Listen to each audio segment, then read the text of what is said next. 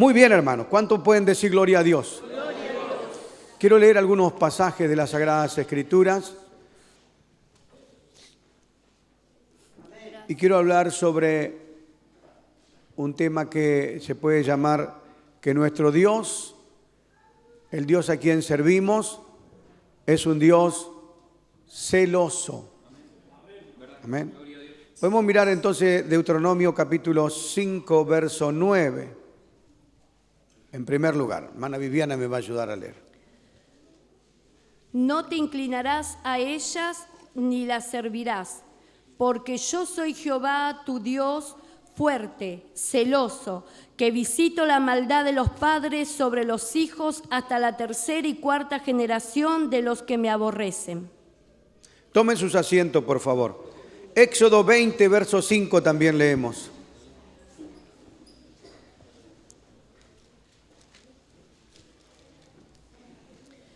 No te inclinarás a ellas ni las honrarás, porque yo soy Jehová tu Dios, fuerte, celoso, que visito la maldad de los padres sobre los hijos hasta la tercera y cuarta generación de los que me aborrecen. Él mismo se presenta como un Dios celoso. No solamente ahí, está en reiteradas oportunidades en la palabra de Dios, donde Él se autoidentifica como un Dios celoso.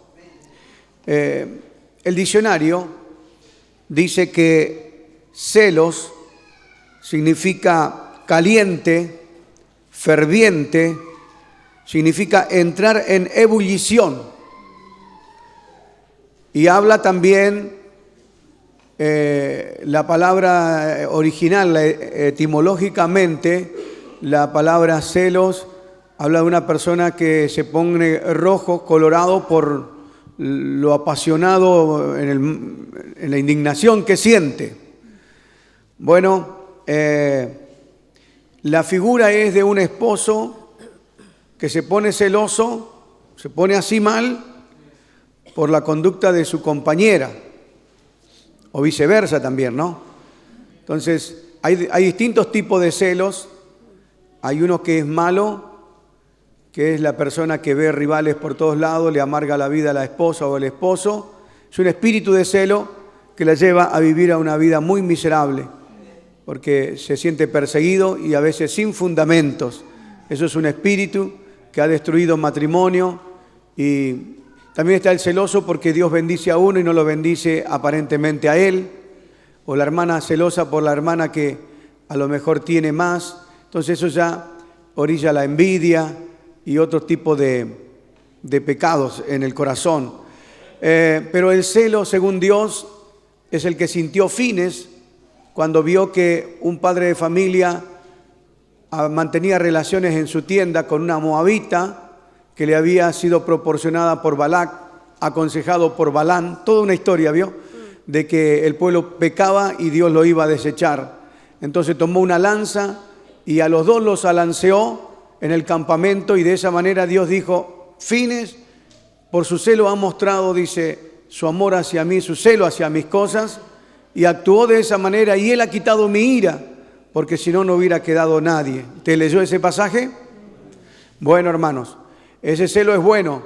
El mismo que sintió Cristo en el capítulo 2 del libro de San Juan, cuando entró a su templo y vio a los cambistas, a los comerciantes, a los vendedores que comercializaban y vociferaban en los atrios de la casa de Dios, se indignó de tal manera que tomó un látigo de cuerdas trenzada y entró al templo y echó a todos los comerciantes, volcó las mesas de los cambistas, sacó todo afuera, hizo una limpieza total del templo de Dios. Y los discípulos se acordaron que estaba escrito: el celo de tu casa me consume.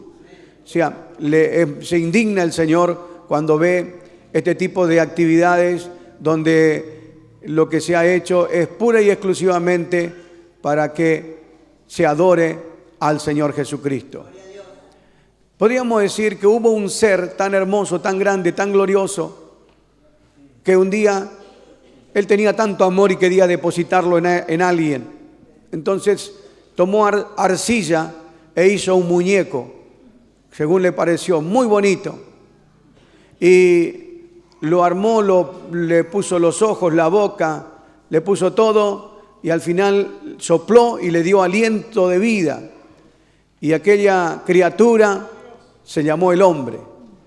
Y como el hombre estaba solo, luego de su costado le sacó una compañera y dijo: yo los creo a ellos para mi adoración. Yo los formo para que me adoren a mí, para que sean mis servidores. Era lógico, él era el creador, era obvio. Toda la humanidad fue creada con ese propósito. Nosotros fuimos creados para gloria suya, para alabanza de su gloria, para adoración de Dios. Entonces, hermanos, el hombre fue engañado por el adversario de Dios, que era Satanás, y tuvo concesiones con él. Entonces, un día Dios despierta y ve que sus criaturas ya no le adoraban a él, sino que habían transado con su enemigo y dijeron: ¿por qué tenemos que estar siempre adorando a Dios si podemos ser también nosotros dioses? Se llenaron de orgullo y de vanidad y persiguieron propósitos que eran totalmente indignantes para el Dios que lo había creado. Acá podemos ver, hermanos, por qué es que Dios nos pide que nosotros le adoremos a Él. Porque Él es nuestro creador, porque nosotros existimos para eso. En realidad toda la humanidad, pero la inmensa mayoría de la humanidad se ha ido en pos de otros dioses a quienes también adora. El hombre dice: y bueno, yo no tengo por qué estar ahí cumpliendo, obedeciendo, sirviendo a Dios. Yo hago la mía, yo soy libre y escojo lo que a mí me parece. Dios respeta nuestra decisión, nuestra libertad de escoger, pero le duele en el alma, provee en medio, persuade, habla de mil maneras para que nosotros no cometamos ese error. Lo ha preparado todo para que nosotros, pero el hombre eligió la única prohibición que había: que no toquen del árbol de la ciencia del bien y del mal, que estaba en el medio del paraíso de Dios, y les advirtió que eso traería muerte cuando lo tocaran. Y el hombre exactamente eso fue lo que hizo. Por eso vino la maldición a toda la raza humana.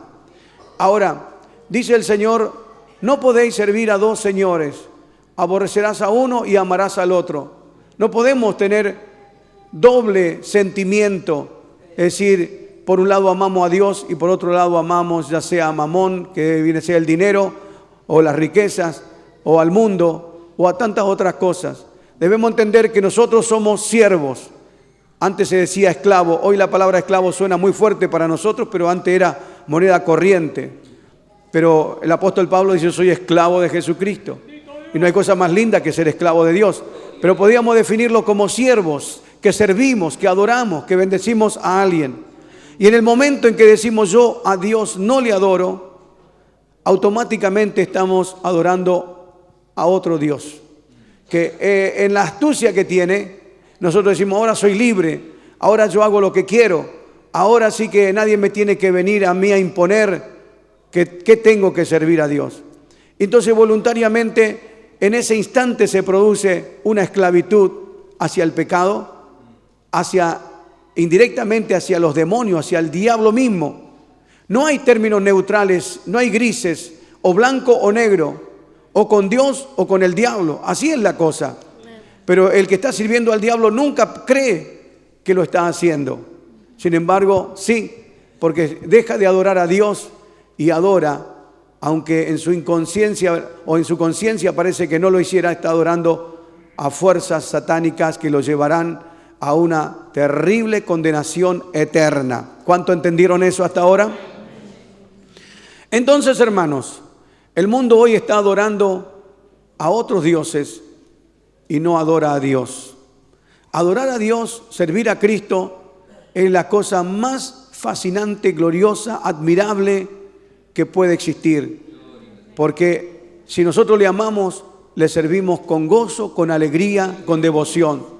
Tengamos plata o no tengamos, tengamos salud o no tengamos, nos vivamos o nos muramos, nosotros somos del Señor y le amamos y aceptamos todo lo que nuestro amo nos pone en nuestro caminar, siempre y cuando no sean esas cosas por una rebeldía o por una simplemente disciplina por ser negligente, sino, hermanos, que Dios nos permite que le adoremos, que le sirvamos por una cuestión de iniciativa propia, porque nosotros le hemos aceptado como nuestro Señor y Salvador Jesucristo. Por eso dice, el que no cree ya automáticamente está la condenación sobre él. ¿Por qué razón? Porque rechazó al que nos creó, al único medio, y no es que Dios se encargue de amargarle la vida, sino que Él solo eligió un camino que trae consecuencias, amargos frutos a nuestras vidas. ¿Entendieron eso, hermanos? Amén. Gloria al Señor. Muy bien, así que el Señor no actúa fríamente cuando hay infidelidad, sino que se pone celoso cuando nosotros, sus hijos, lo cambiamos, lo menospreciamos, cuando nosotros, nuestra atención, nuestra finalidad, nuestro entusiasmo, nuestro sentimiento están enfocados no hacia el que nos creó, ni a su Hijo, ni a su Espíritu Santo, ni a la iglesia, ni a su Evangelio, ni a su palabra, sino que nuestra atención ahora se ha convertido en una devoción a cosas que realmente no son dioses, pero que al anteponerse ante Dios se transforman justamente en idolatría. ¿Cuánto comprenden eso?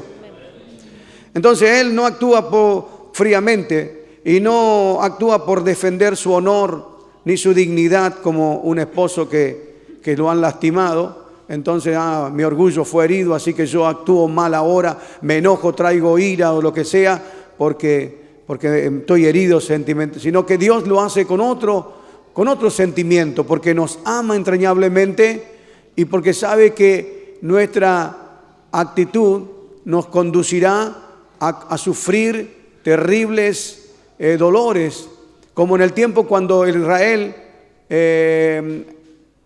cometía infracción en el pacto que había hecho con Dios. Eso traía multitud de víctimas que tarde o temprano habrían de sufrir. O sea, había otras razones diferentes a lo de un esposo, una esposa celosa, la que lleva al celo de Dios y está sobre la base de la misericordia, del amor, pero también como Él ve que muchos van a ser damnificados, Él actúa entonces como un Dios celoso, indignado por la actitud que nosotros a veces tenemos frente a Él. ¿Cuánto entendieron eso? Muy bien, hermanos. Podemos mirar a Jesús, hermanos, que recién lo nombré, Juan 2:17, podés mirar cómo la Biblia dice que Jesús es celoso también de su obra, de su casa. Hoy el templo ya no es lo que a veces se profana, sino nosotros como iglesia, como pueblo del Señor. Entonces se acordaron sus discípulos que está escrito: el celo de tu casa me consume. Israel era la esposa de Jehová. Y hoy la iglesia es la novia de Jesús. ¿Cuánto entienden eso? Amén. ¿Sabía usted? Amén. Bueno, Israel fue adúltera. Cuando lo vemos en Oseas, la figura adulteró en el sentido de que cambió la adoración, o mejor dicho, podemos decir como cuando un esposo se va a trabajar y otro viene a ocupar su lugar en su casa, para hacerlo más claro. O cuando hay mujeres que saben que el esposo se va a trabajar y dice que está trabajando y resulta que se fue a un albergue transitorio, usted ya entiende todo eso, o a otro lugar. Hermanos, Israel se portó deslealmente con Dios. Podemos mirar Ezequiel capítulo 8, del 1 al 3, y ahí vemos al pueblo de Israel que lo quería pasar a Dios y lo quería engañar, y lo engañó de hecho. En el 6º año, en el mes 6º, a los 5 días del mes, aconteció que estaba yo sentado en mi casa, y los ancianos de Judá estaban sentados delante de mí. Y allí se posó sobre mí la mano de Jehová el Señor. Y miré, y he aquí una figura que parecía de hombre, desde sus lomos para abajo, fuego, y desde sus lomos para arriba parecía resplandor, el aspecto de bronce refulgente. Y aquella figura extendió la mano y me tomó por las guedejas de mi cabeza, y el Espíritu me alzó entre el cielo y la tierra, y me llevó en visiones de Dios a Jerusalén, a la entrada de la puerta de adentro que mira hacia el norte, donde estaba la habitación de la imagen del celo, la que provoca a celos. Está bien. El profeta Ezequiel, para los que leen, saben que estaba cautivo allá en Babilonia, junto al río Quebar, y estaba allí cuando de pronto el Espíritu de Dios, él ve una figura, un ser celestial, que era una cosa impresionante, todo fuego la parte de abajo y arriba, como el bronce bruñido, que lo toma de las quedejas de su cabeza y lo traslada a Jerusalén. Y dice, te voy a mostrar lo que nadie ve. Y dice que escondido en la casa de Dios había una imagen. Y esa imagen él la llamó la imagen de celo. O mejor dicho, la imagen que provoca a celo a Dios. ¿Cuánto entienden eso? Amén. Para definirlo de alguna manera, esto significa idolatría. Una de las cosas que Dios dijo, no tendrás dioses ajenos delante de mí. No te harás imagen de lo que está en el cielo, en la tierra, ni debajo de la tierra. No te inclinarás a ella, ni le honrarás. Yo, Jehová, puso la firma. Entonces, aquello que estaba escondido, Dios lo veía. Aunque superficialmente parecía que estaba todo bien. Pero ahí vemos que el pueblo de Israel, la novia, la esposa de Jehová, le era infiel a través de los ídolos. ¿Entendemos eso, hermanos? Entonces, hermanos, hoy la novia de Jesús es la iglesia, la cual Él compró y lavó con su sangre. ¿Merece o no merece? No podíamos existir, estaríamos condenados, pero Él dio su vida por nosotros, derramó su sangre por nosotros, para comprar a esta novia. Pero nosotros ahora, ¿qué hacemos? ¿Somos fieles o no somos fieles? Por eso el hermano decía que hemos llegado hoy para adorar a Jesucristo. Después la canción dice, Jesús, tú eres la persona más importante en este lugar. Nosotros venimos a adorar a Jesús. El culto es nuestra ofrenda a Él, a nuestro Dios. Nosotros, las alabanzas, los cánticos, todo está dirigido pura y exclusivamente a Jesucristo. Ningún hombre tiene la autoridad o la facultad de recibir alguna honra, alguna gloria, solamente le corresponde a Dios. ¿Cuánto entendieron eso hasta ahora, hermanos? Así que, hermanos, si yo creé algo y después viene otro y la usa para otra cosa, estoy sintiéndome mal. No puedo decir, no, más se lo usurpa. Usted tiene una esposa, una novia, pero ella anda con otro. Usted se siente mal, usted se pone celoso. Y bueno, Jesús tiene un rival. Podemos leer Juan capítulo 2, verso 17, primera de Juan creo que es. Gloria a Dios. Santiago, capítulo 4, verso 4. Ya habíamos leído San Juan. Vamos a leer entonces Santiago capítulo 4, verso 4. Oh almas adúlteras, ¿no sabéis que la amistad del mundo es enemistad contra Dios? Cualquiera, pues, que quiera ser amigo del mundo, se constituye enemigo de Dios. Adulterio, pero está hablando de un adulterio espiritual, porque dice que el alma es la que está teniendo otro amante. Oh almas adúlteras, ustedes son ignorantes. Dice que el Espíritu que Él ha hecho morar en nosotros nos anhela celosamente. Y dice, oh ignoráis que la amistad con el mundo nos constituye enemigo de Dios. ¿Qué es el mundo, hermanos? El Señor dijo, estos están en el mundo. Yo no te pido que lo quites del mundo, sino que lo guardes del mal. No quiere que nos salgamos de la sociedad, de la ciudad, del barrio, e irnos para estar santo allá en los rincones remotos, como un ermitaño, vivamos sin comunicación, sin nada. No nos pide eso. sino que en medio de esta sociedad nosotros le seamos fieles a Él, no poniendo nuestro corazón, nuestra devoción en las cosas temporales o en personas, en las cosas, sino que por sobre todas las cosas, nuestro amor y nuestra devoción sea pura y exclusivamente para Él. ¿Cuánto entendieron? ¿Cuánto aman a Jesús por sobre todas las cosas? Si no nos sirve, hermano, si no, no vale. Tenemos que tenerlo al Señor Jesucristo en primer lugar. Por eso Él es exigente. Dice, buscad primeramente el reino de Dios y su justicia, y las demás cosas serán añadidas.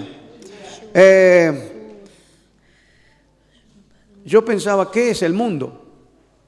Porque dice, no améis al mundo ni las cosas que están en el mundo, porque el que ama al mundo, el amor del Padre no está en él.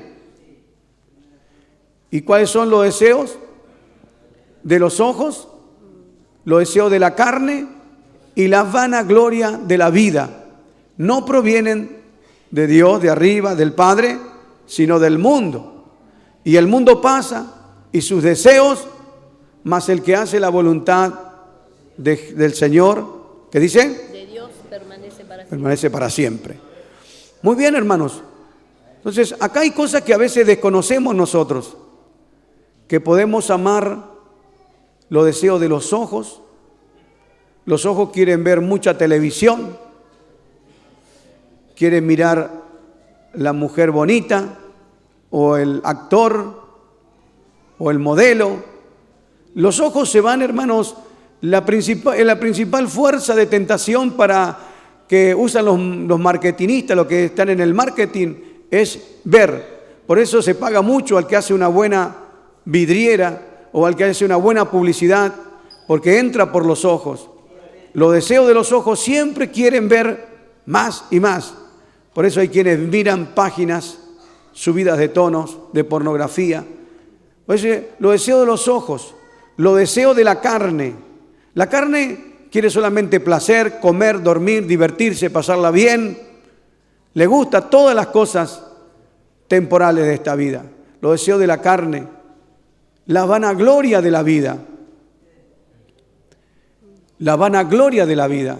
Todo lo que no es gloria para Dios es una gloria vana. Y cuando nosotros estamos tan, podemos decir, a una carrera tan alocada y tanto interés en la gloria que no es gloria para Dios, lo estamos haciendo poner celoso a Dios. ¿Cuánto entienden eso? En esto no van a decir mucho amén y gloria a Dios, porque a muchos nos duele un poquito, pero el deporte, el ejercicio corporal para aprovecha, aunque no para mucho, dice. Pero el ejercicio de la piedad tiene promesa de esta vida y de la vida venidera. No está mal el deporte, la actividad física, todo eso, pero veo, por ejemplo, los brasileros que ellos se jactan de haber sido no sé cuántas veces campeones del mundo, de que tienen los mejores jugadores. Y yo veo que hay muchos evangélicos cristianos brasileños que tienen un orgullo y que ellos le dan muchos valores. Pero también veo que los argentinos somos iguales. Entonces muchos, hasta pastores, dicen, bueno, seguí muchachos la carrera deportiva para ser un gran atleta el día de mañana. Puede ser un atleta cristiano, tómalo como una profesión.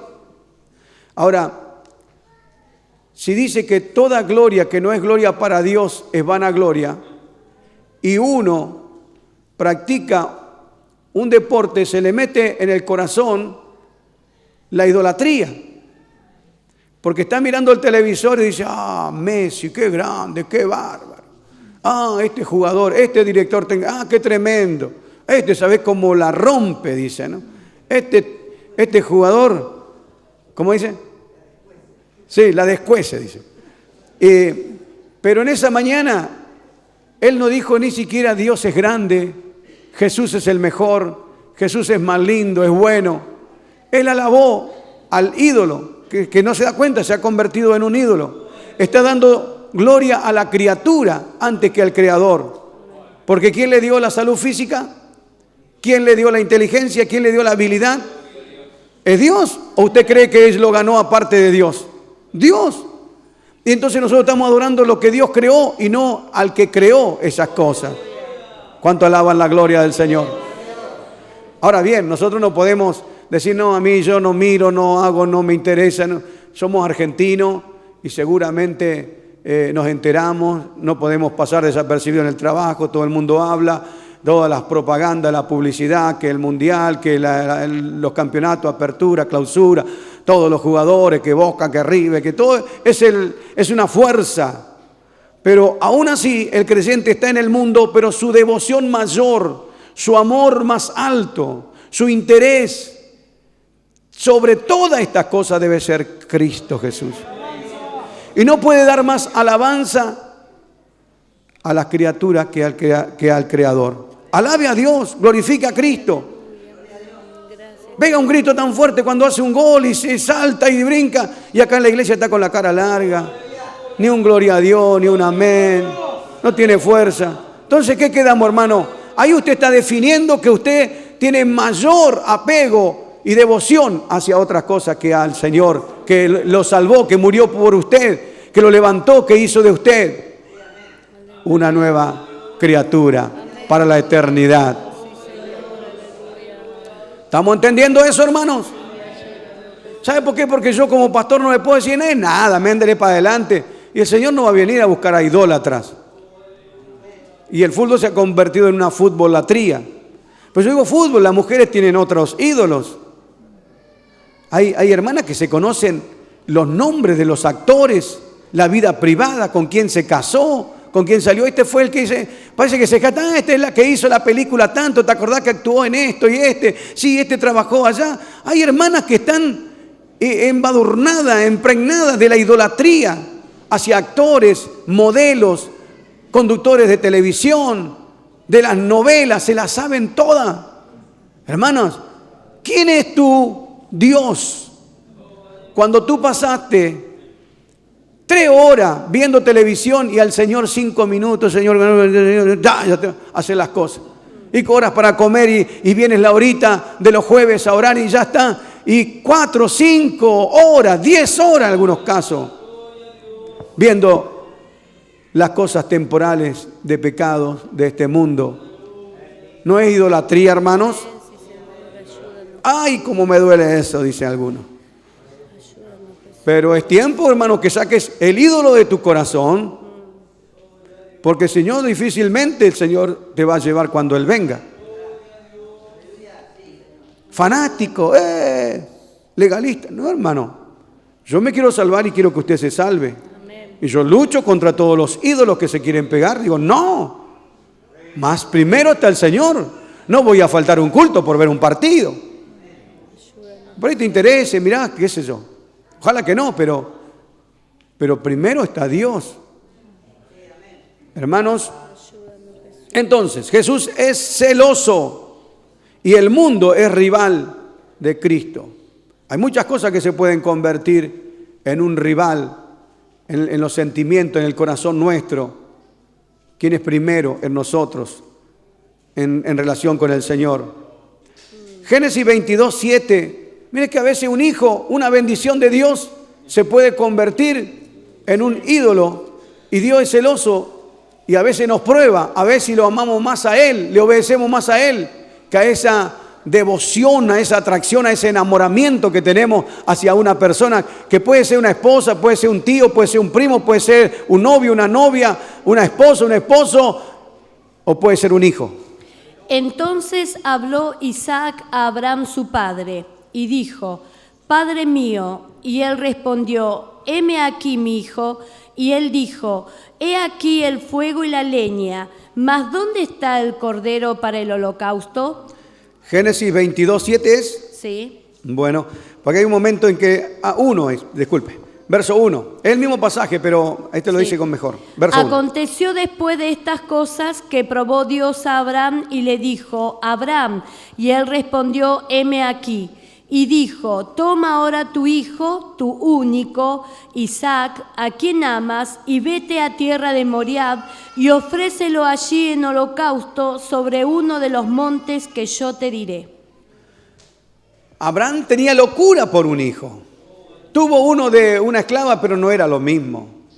Él quería tener posteridad, que después de él sus hijos mantuvieran el apellido. Eran otros tiempos, esto era lo más caro para un hombre. Las mujeres, cuando no le podían dar hijos, sentían morirse, hacían lo indecible. Usted puede ver en la Biblia. Abraham lo que quería era tener un hijo con su esposa, se lo pidió a Dios, llegó a viejo, Dios no se lo daba. Cuando por fin se lo dio, hermano. Él tenía mucha plata, oro, tenía ganado de todo, pero por sobre todo estaba su hijo. Entonces dice, Dios probó, te voy a probar, a ver si realmente soy yo más importante que la bendición que yo te di. ¿Cuánto entienden eso? Dios nunca permitió los sacrificios de víctimas humanas. Nunca permitió. Por eso vemos el caso de Jefté, que fue un error, pero solamente él habría de aceptar una víctima sin pecado, una víctima sin mancha, y todos los seres humanos ya estábamos manchados el ADN con el pecado de nuestros primeros padres. Así que tenía que ser un santo ser. Por eso Jesús no fue hijo de José, según la carne, o sea, según la sangre. Fue obra del Espíritu Santo que engendró un bebé en el vientre de María. ¿Cuánto entienden eso? Es un misterio glorioso, pero una cosa, Jesús, tentado en todo, sin pecado, Él fue la ofrenda. Pero ahí vemos que Abraham, hermanos, fue probado por Dios. Y el hijo, como leyó también Viviana al principio, dice, ahí está la leña, ahí está el altar, ahí está todo. El cuchillo, todo, pero ¿y dónde está la víctima? Ignorando que él era a quien Abraham habría de matar como se matan los corderos sobre el altar. Y llegó el momento, hermano, que lo ató al niño, lo puso sobre el altar, tomó un cuchillo afilado y lo levantó arriba con un dolor desgarrador. Y cuando venía el cuchillo cayendo ya, una voz le dice, Abraham, detente, no mates al muchacho. Te he probado, Abraham, y saliste airoso de esta prueba. Ay, hermanos, cómo Dios quiere que tengamos a Él. Es celoso. Muchos no van a entender tal vez esto, pero por sobre todas las cosas la obediencia a Dios. Y había un carnero entrelazado por los cuernos en un zarzal. Dice, Dios proveyó para la víctima, para el holocausto. Dijo Abraham, subiremos, adoraremos y volveremos. Había fe. Era una figura de Cristo que habría, sí, Él, de morir por nosotros. Hermanos, cuando adoramos a Dios tenemos que darle lo mejor. Lo mejor para Abraham no era la plata, el ganado, la tierra, ni siquiera Sara. Lo mejor era su hijo. Y eso fue lo que Dios le pidió. Por ahí Dios te puede pedir algo que tú amas demasiado. Cuando yo vine al Señor tuve que dejar mi música, que a mí me gustaba otra música. Algunos amigos que eran para mí todo. Amigos y amiguitas que teníamos en aquel tiempo. Tuve que dejar los bailes que frecuentaba. Una orquestita que tocábamos en los pueblos por allá. Se acabó. Todos los ídolos. Y yo me acababa de casar con Viviana y todavía conservaba una bolsa de, por así decirlo, de fotos, de cartas, de póster. Así que Viviana un día dijo, si estamos en Cristo, esto ya no sirve más. Y me dio una manito y le prendió fuego. Gloria al Señor. Y claro que sí, hermano, o servimos a Dios enteramente o no tenía que quedar nada de Egipto, nada del mundo, nada de otros amores, solamente el amor a Él. ¿Cuánto alaban la gloria del Señor? Primera de Corintios capítulo 7, verso 32. Gracias, Jesús. Dijo el apóstol, es preferible ni siquiera casarse para dedicarse todo sentimiento, toda actividad, todo trabajo hacia Dios. Mire el extremo, hermano. Yo prefiero que estén solteros o solteras. Es mejor, dice, porque si te casás estás compartiendo el amor con Dios y la atención a la obra, a las cosas de Dios, con tu esposa. No nos reprocha porque Él lo permitió, Él sabe que la necesitamos y por mil razones más. Pero a veces, hermanos, a veces puede llegar a suceder que nos embarcamos de tal modo que le damos tanto tiempo al cónyuge y le damos nada a Dios. Quisiera pues que estuvieseis sin congoja. El soltero tiene cuidado de las cosas del Señor, de cómo agradar al Señor, pero el casado tiene cuidado de las cosas del mundo, de cómo agradar a su mujer. El soltero, hermano. Algunos dicen, yo me quiero casar, pero ese clase de soltero está bien, pero si está tan apasionado, toda tu atención está en conseguir una novia, una esposa o un esposo, en la caso de la señorita, y está ahí y lo busca por internet, y lo busca por cartita, y lo busca en la iglesia, ese no. Pero hay solteros que están libres de toda otra atención. Yo puedo venir a la iglesia, puedo cantar, puedo servir a Dios, puedo ir a las misiones, hacer los viajes, estar en evangelismo, ir a la radio, qué sé yo. Servir al Señor libremente. Dice, ese tiene todo cuidado hacia Dios. Pero el que está casado ya tiene que compartir todo. No, tengo que traer la comida, tengo que atender a mi esposa, tengo que atender la casa. Entonces, de los dos, dice el apóstol, el que está mejor es el que está solo o la que está sola, como dice al final de ese capítulo, el último versículo, ¿cómo dice? ¿Cuál? El último versículo de ese capítulo.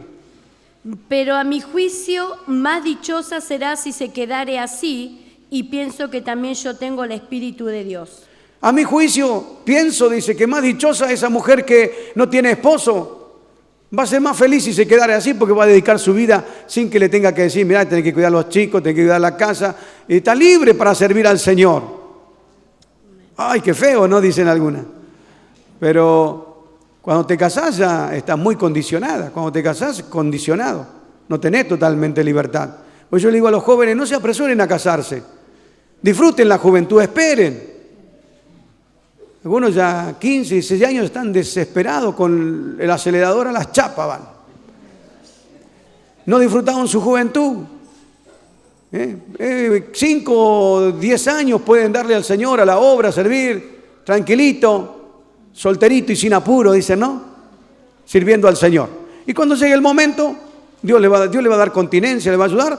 Y llega el momento, 28, 30 años no es una edad muy viejita para casarse. A ver una sonrisita de las damas, de las señoritas. No me ponga carita fea. Muy bien, hermanos. Puede ser que sea tan celoso el Señor, tanto nos pide. Sí, hermano. Nos pide porque Él lo creó todo. Y si confiamos en Él, Él nos va a dar satisfacción. Va a darnos todo lo que nos puede producir otras cosas. Nos va a dar Él con creces y vamos a ser realmente muy, pero muy felices. Ezequiel capítulo 14, vamos a mirar a Israel cómo, del 1 en adelante, puedes leer, Viviana, cómo Israel fallaba con Dios y a veces nosotros cometemos el mismo error. Vinieron a mí algunos de los ancianos de Israel y se sentaron delante de mí. Y vino a mí palabra de Jehová diciendo, Hijo de hombre, estos hombres han puesto sus ídolos en su corazón y han establecido el tropiezo de su maldad delante de su rostro. ¿Acaso he de ser yo en modo alguno consultado por ellos? Háblales. Sí, a ver. Por tanto, y diles, así ha dicho Jehová el Señor, cualquier hombre de la casa de Israel que hubiese puesto sus ídolos en su corazón y establecido el tropiezo de su maldad delante de su rostro y viniere al profeta, yo Jehová responderé al que viniere conforme a la multitud de sus ídolos. Está bien. Dice el profeta que vinieron los ancianos de Israel. Ellos asistían regularmente al culto. Ellos tenían un barniz de religiosidad, pero Dios no mira las apariencias, hermano. Y dice, hijo mío, estos que vienen a hablar con vos, a consultarte a mí a través de ti, dice, ellos ya fueron a consultar a otras fuentes. No fue el movimiento inicial venir a consultarme a mí, fueron a consultar a otros. Segundo, ellos ya han puesto en su corazón el tropiezo de su iniquidad. ¿Cuánto entienden eso? Amén. Mire que Dios no le podemos engañar, hermano. Puede ser muy santulón todo, pero Dios sabe. Pero voy, cumplo en la iglesia, pero sabe que en tu corazón, Él ve lo que hay en tu corazón. Dice, ellos en su corazón, el corazón es el centro de nuestras emociones, el centro del intelecto. El corazón, hermano, es lo esencial, de ahí funciona todo lo demás, pensamientos, sentimientos, etc. Y si ahí, hermano, tú tienes un bruto ídolo, Dios dice, primero en el corazón de Él, en vez de estar yo, está sus atracciones, su devoción hacia las cosas, que pueden ser cosas y pueden ser personas. ¿Cuántos están entendiendo eso, hermano? Entonces, Dios era lo último, no la consulta inicial. Hermano, dice, vengo, ore por mi nene, porque se enfermó y enseguida lo llevé a la cobertura médica y lo llevé al hospital de niños, primero al 21, después al hospital de niños San Justo, lo llevé al Garra, Juan, y ahora los médicos dicen que no tiene cura. Entonces, como vi que no había más posibilidades, vengo para que usted, pastor, le unja con aceite, porque yo sé que usted ora y Dios lo sana. Y yo le reto y digo, pero hermana, ¿por qué Dios no fue la decisión inicial y no el último? ¿Cuánto entienden? No, si te enfermas antes que ir a los médicos, no estamos en contra de los médicos, pero mire que la Biblia no habla demasiado bien. Habla de que hubo uno que enfermó de los pies y en vez de buscar a Dios buscó a los médicos y se murió.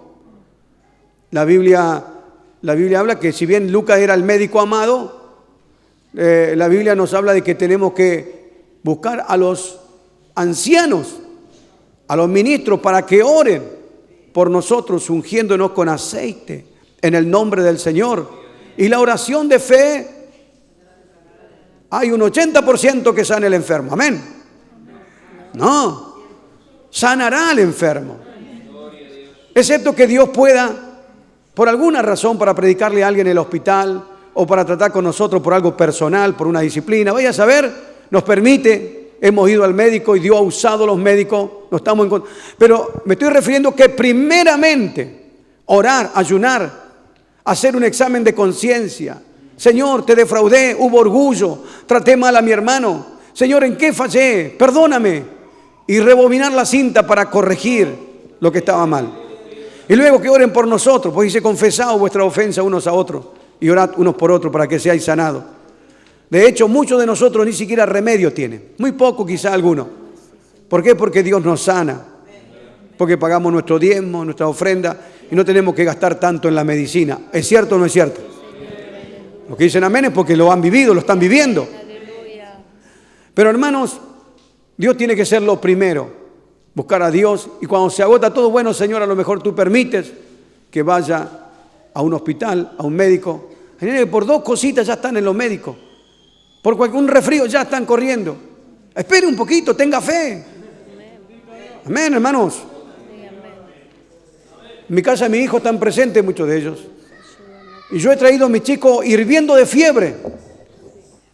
Parecía que estaba agonizando ya y tenía que venir a la iglesia.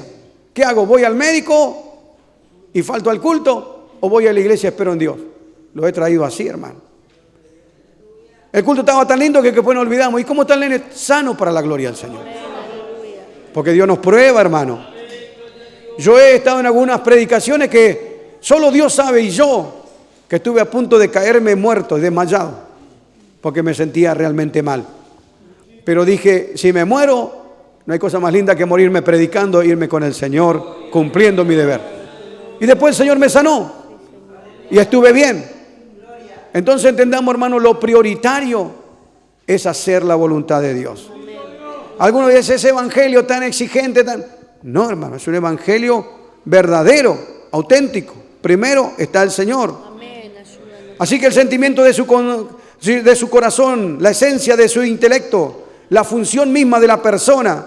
Ahí dice que el Señor vio que había otro objeto de veneración, de adoración.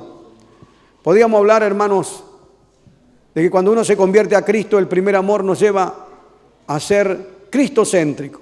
Cristo a la mañana. En la madrugada nos despertamos porque un perro ladró muy fuerte y en vez de salir corriendo, decimos, gloria a Dios, gracias Jesús. Y a la hora de comer hacíamos una oración, que ore cortito, decían los demás, y este seguía orando porque sentía la presencia del Señor, levantaba su mano. ¿O no es verdad? Hermano, en la noche, en el trabajo, ponía cartelito en la casa, si tenía un vehículo escribía atrás, se compraban manuales grandes como manuales cristianos, Biblia de las más hermosas, los cassettes, los compas, todo el mundo escuchando música, porque hay una devoción 100%. Por eso el Señor dice, no quiero que caigas de tu primer amor. Hay algunos que han caído, dice. El que no está en el primer amor es como si tuviera caído para Dios. ¿Es fuerte o no? ¿Por qué, hermanos? Porque el Apocalipsis también dice, al que venciere la carne, el mundo, al diablo, yo haré que se siente conmigo en mi trono. Ay, no sé si usted entendió, hermano. Usted va a estar sentado en el trono con Cristo. ¿Le parece poco honor, hermano? Yo ando como quiero, me voy a la iglesia cuando puedo y vengo y hago. El Señor dice, ese que ni ora ni busca de Dios y que le cuesta, ya mira la hora cuando se alarga el culto, a ese lo voy a traer a sentarme a mi trono. Que el Señor nos ayude, hermano. Porque los galardones que hay es grande. Lo que Él sufrió por nosotros es demasiado alto. Y le vamos a devolver un amor flojo, un amor sin demasiado interés. Tenemos que ponerle, hermano, todo ese amor y ser celoso, pero en el buen sentido de la palabra, de las cosas de Dios, porque Él es celoso con nosotros. Porque así cuando tú miras a otra cosa y Él se pone celoso también cuando alguien te toca. Dice, me tocaron la niña de mis ojos. ¿No dice así? Amén. Y a veces parece que no pasa nada, pero ay de aquel que toca a un hijo de Dios. Más vale no haber nacido, porque Dios nos defiende y nos cuida. Mucho accidente, muerte que te pasaron, es que a pesar de que tú eras rebelde, testarudo, cabezón, el Señor tenía una cobertura alrededor tuyo para que no te mueras y te vayas al infierno. Dios te guardó, Dios te protegió. Tú eres su especial tesoro. Por eso, hermano, 1.000.000 de veces vale ser esclavos, siervos de Jesucristo y no del mundo. A veces somos camufladamente, idolatramos nuestra reputación. Sacrificamos muchas cosas y también buscamos aceptación.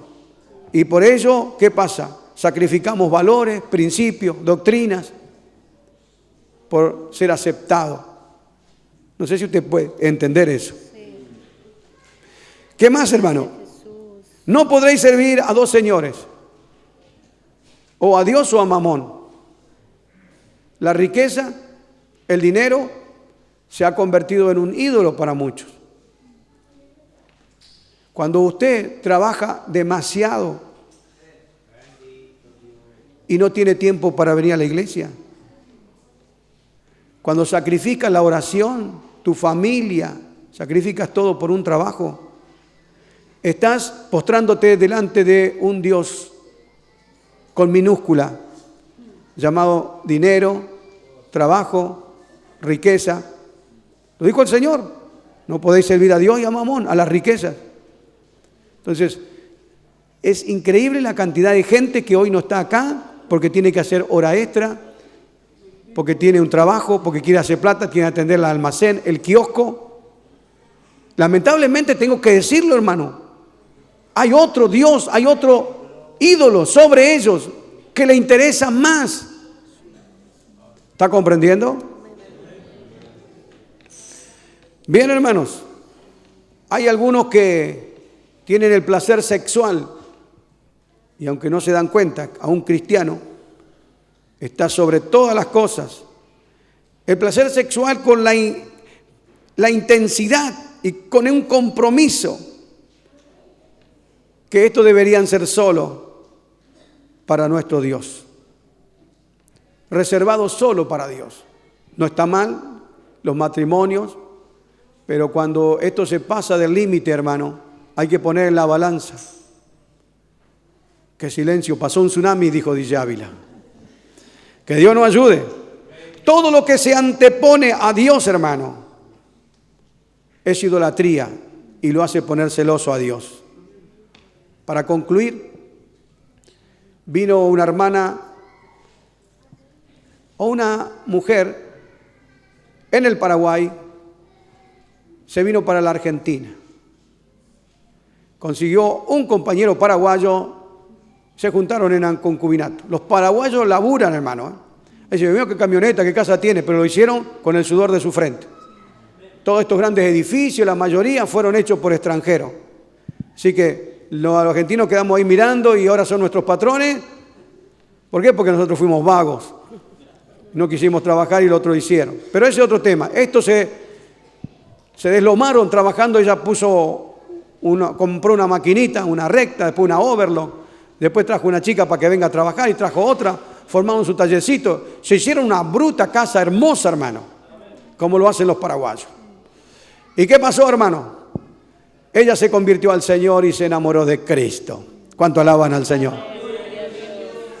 Pero el esposo no. Y ella entendió que tenía que casarse para estar bien, formalizar su matrimonio. Y él no se quería casar. Además no amaba al Señor.